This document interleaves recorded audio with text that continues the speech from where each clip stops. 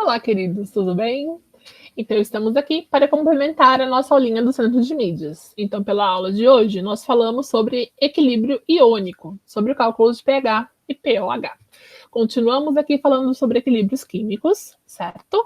E este daqui é um equilíbrio que vai relacionar essas substâncias, pH e pOH. Quando a gente fala de pH, é um termo mais utilizado, mas é conhecido por vocês. Nós trabalhamos com pHs lá no primeiro ano, no segundo ano, quando falamos de soluções. Então, o pH, ele é o potencial hidrogeniônico, então é a concentração dos cátions H+ em uma solução. E o pOH, ele é o potencial que vai mostrar a quantidade de hidroxilas que eu tenho na minha solução, né? O OH-, e vai identificar uma solução de caráter alcalino, um caráter básico.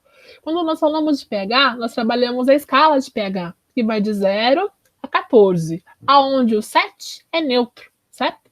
Então, o pH de 0 a 7, ele é um pH 7 a 6,5, né? Ele é um pH ácido. Entre 6,5 e 7,5, nós temos ali um pH neutro. E entre 7,5 e 14, nós temos um pH alcalino. Quando nós falamos de pH, é mais fácil quando a gente traz ele para o paladar, certo? Porque o pH ele está relacionado a substâncias ácidas e substâncias básicas. Então, pelo paladar, é muito fácil nós identificarmos substâncias ácidas, que geralmente nós trazemos um paralelo, uma relação com substâncias azedas, que na verdade não é isso que acontece. Quando eu como um abacaxi, chupo um limão, eu consigo sentir, né, esse azedo, e que a gente traz essa similaridade com o ácido, mas nem tudo aquilo que é ácido é azedo. Esse é um erro muito comum que nós cometemos. Por quê? Eu posso ter ali um abacaxi que eles falam assim que, nossa, esse abacaxi tá um mel, de tão doce que ele tá. Mas ele não deixa de ser uma substância ácida.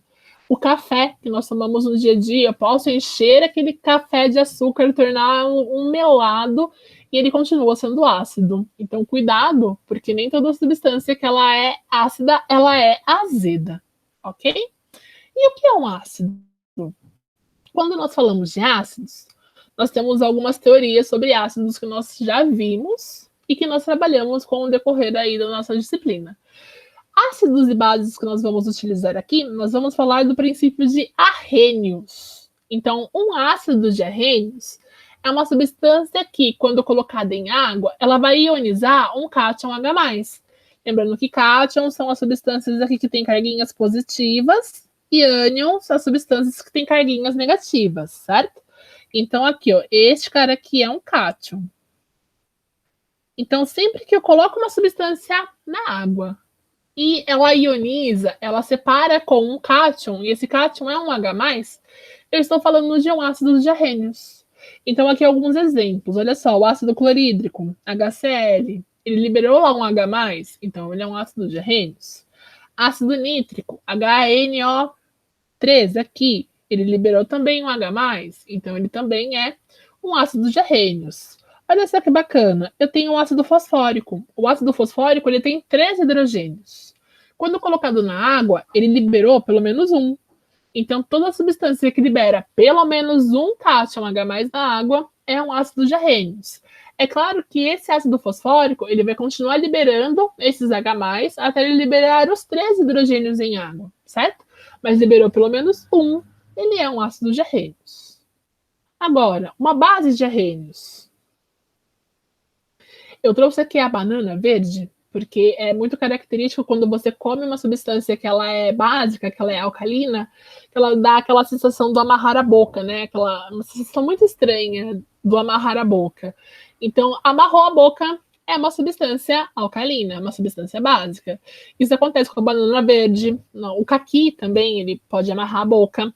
Ou se por um acaso você for lamber um desodorante, ele é uma base também. Sabão também são bases, então essas são algumas bases mais comuns do nosso dia a dia. A base, quando ela é colocada em água, ela vai dissociar um OH-, ela vai dissociar aqui a minha hidroxila, olha só, que é um ânion. Então, toda a base de arrênios, ela libera aqui esse ânion OH-, certo? Então, olha só aqui, o NaOH, o hidróxido de sódio, a famosa soda cáustica, liberou aqui um OH-, é uma base. Hidróxido de alumínio, um OH- também, ó, o mesmo caso. Eu tinha 3 hidroxilas, liberei pelo menos uma, eu sou aqui uma base. O hidróxido de zinco, mesma coisa. Eu tinha 2 hidroxilas, liberei pelo menos uma e sou também uma base. Então, ácidos e bases, eles são presentes no nosso dia a dia. E como eu falei para vocês, eles são separados numa escala, né? O pH numa escala que vai de 0 a 14. Então, eu tenho aqui uma escala ilustradinha com alguns exemplos dessas substâncias que nós podemos encontrar no nosso dia a dia. Então, aqui a bateria. Dentro da bateria tem o ácido, porque o ácido, como ele separa o cátion do meu ânion, eu consigo ter elétrons livres ali. E são esses elétrons livres que permitem o que eu tenha a minha corrente elétrica. Então, eu tenho ácido. Se você já ouviu falar de água de bateria nada mais é do que ácido sulfúrico. Então, eu tenho aqui, ó, na bateria, eu tenho uma substância ácida de pH 0. Então, é um pH muito alto. Eu tenho o ácido estomacal, que é o ácido clorídrico que está no seu estômago. Então, ele tem aqui o pH de 1. O limão, o suco de limão, tem um pH de 2. Aqui o refrigerante, falando aqui da soda, mas aquele refrigerante de cola que a gente também gosta, tem um pH de 3, então é um pH muito ácido. O tomate tem um pH 4 e nem sempre o tomate você consegue sentir essa acidez característica, certo? O azedo, né, que a gente fala. Morangos também é a mesma coisa, são substâncias ácidas. O café, olha só, tem um pH 5. Aí percebam também que nós temos aqui, olha só, um degradê de cores, né? Então essas cores aqui, elas são características a cada pH. E, olha, a partir daqui do 5, que eu vou chegando num pH mais neutro, o leite, né? Ele é levemente ácido, um pH 6. A água, que a água tem que ter um pH 7 para ser uma água neutra. Aí depois o sangue, ele é levemente alcalino, um pH 8. Nós temos aqui a clara do ovo, que tem um pH 9. Pastilhas para dor de estômago, né? pH 10. Uma solução de amônia, com pH 11. Aqui o sabão, certo? O sabonete, um pH 12. E outras substâncias aqui com pH 13 e pH 14. E os círculos de cores, né, que são características daqui dessas soluções. Então, quando nós trabalhamos com soluções e fazemos titulações, nós usamos indicadores ácidos e bases. Nessa aula, as professoras fizeram uma experiência lá com o suco de repolho roxo. Então, o suco de repolho roxo, ele consegue mostrar para a gente essa variação de cores, né, de uma substância ácida para uma substância alcalina.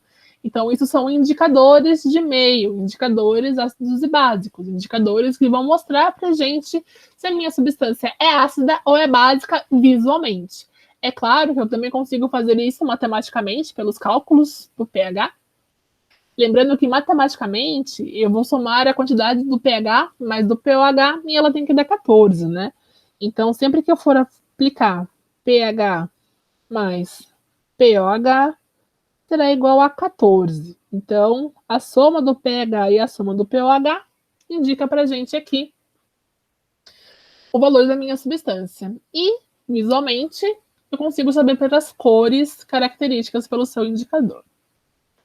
Então, é por isso não, é só isso hoje, meus queridos.